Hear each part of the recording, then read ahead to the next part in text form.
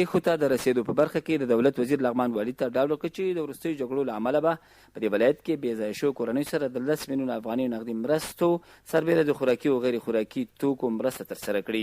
په همدې موخه نن پنجشنبه د غبرګولي پر 4مه نیټه ځانګړې ناسته ترسره شوه چې پر مهال د لغمان والي رحمت الله یا ارمل سربېره پېښو ته د رسېدو په برخه کې د دولت وزیر غلام بهاودین جیلاني ورسره د راغلي پلاوي غړیو په ولسي جرګه کې د لغمان خلکو استازي محمد رفیع مموزي د بېلابېلو ادارو مسؤلینو او یو شمېر نورو ګډون کړی. لغمان والي رحمت الله یارمل پېښو ته د رسېدو په برخه کې د دولت وزیر غلام بهاودین جیلاني ته د ښه راغلاست ترڅنګ له هغه مننه وکړه چې لغمان ولایت ته کاري سفر وکړ. هغه ویل په لغمان کې د وروستیو جګړو له امله مرکز مهتلام ته د بېلابېلو ولسوالیو څخه ډېری کورنۍ راکډه شوي چې ټولې عاجلو مرستو ته اړتیا لري. واقعا لغمان کې هم په دغه وروستیو کې چې دښمن کوم تهاجمي حملې وکړې زموږ د ډېرو ولسوالیو څخه په زرهاوو په میلیونه چې ټول ډک کورونه و هر څه خپل کلي ځکه په منطقه کې پرېښول همداسې خالي لاس د مهتلام ښار ته رارسېدلي دي. قلبا مننه کوم د ولسونو په نمایندګي چې په دومره اساس وخت مو رسېدګي وکړه د دولت شاه علیشنګ الینګار باغبش او مرکز د لیرو پرتو سیمو څخه مهتلام مرکز ته را بې ځای شوي وو. هغوی خپل ډک کورونه پرې ایښي وو او دلته د جګړو له امله راغلي وو. خوشبختانه موږ تېره ورځ او نن دواړه په دې باندې مصروف وو. هغه د استقرار جلسه مو دایره کړې وه. یو اولیه سروې مشوره کړې وه چې څومره کورنۍ بې ځای شوي دي او څومره دقیقه سروې وکړی سوه او څومره مستحقو کسانو ته دغه مرستې ورسولی سوه. زه د لغمان د ولسونو او ادارې په نمایندګي باندې د لغمان معاون صاحب اول ستاسو جناب وزیر صاحب ستاسو همکارانو څخه مننه کوم.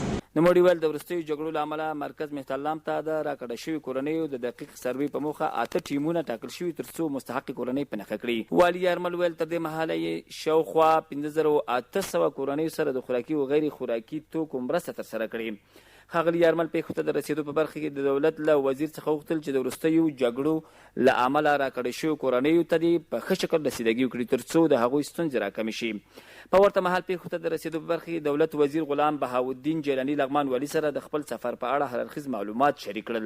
هغه ویل لغمان ولایت د افغانستان د اسلامي جمهوري دولت د رهبرۍ د پرېکړې پر اساس سفر کړی تر څو وکولی شي چې په دې ولایت کې د وروستیو جګړو له امله ټولو داخلي بې ځایه شویو کورنیو ته په وخت رسیدګي وکړي.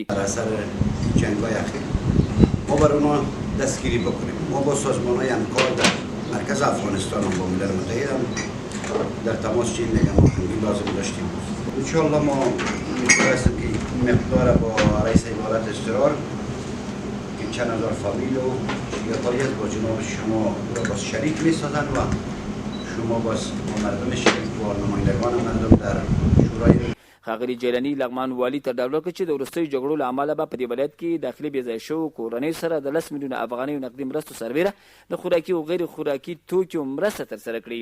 هغه دغه راز ډاډ ورکړ چې د وروستیو جګړو له امله داخلي بې ځایه شویو ته د لا ښې رسېدګۍ په موخه یې تر 15 ملیونه افغانیو پورې په احتیاطي ډول په پام کې نیولي دي. بلخوا بیا په ولسي جرګه کې د لغمان د خلکو استازي محمد رفیع مموزي پېښو ته د رسېدو په برخه کې د دولت له وزیر څخه د لغمان ولسونو په استازولۍ مننه وکړه چې په وخت یې دې ولایت ته سفر وکړ تر څو د جګړو له امله داخلي بې ځایه شویو کورنیو سره هررخیزې مرستې وکړي. دا چې په داسې اساس شرایطو کې تاسو لغمان ته راغلئ د ولسونو په نمایندګۍ تاسو ته مننه کوم.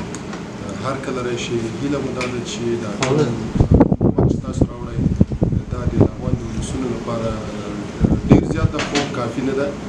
باید تاسې لږ همکاري کومک نور وکړئ لکه څنګه چې تاسو رئیس صاحب اوس وویل چې موږ تقریبا 2000 کورونو لپاره همکاري راوړې. موږ دلته په لغمان کې اضافه د 10,000 کورونه بې ځای شوي لرو چې ټول لغمان کې جنګ او ورباندې د 15 ولسوالیو نو مرکز پېښور ټول خلک بې ځای شوي دي. نو هیله مو دا ده چې تاسې په لنډ وخت کې مثال داسې کومک نور موږ سره وکړئ. ورپسې د طبي پیښو پر وړاندې د چمتووالي ادارې رئیس په شمول یو شمېر نور مسؤلینو خپل ګزارشونه د لغمان والي او پیښو ته د رسېدو په برخه کې د دولت له وزیر سره شریک کړل. د یادونې وړ ده چې پیښو ته د رسېدو په برخه کې د دولت وزیر د لغمان والي په ځانګړې غوښتنه او د افغانستان د اسلامي جمهوري دولت په هدایت دې ولایت ته سفر کړی.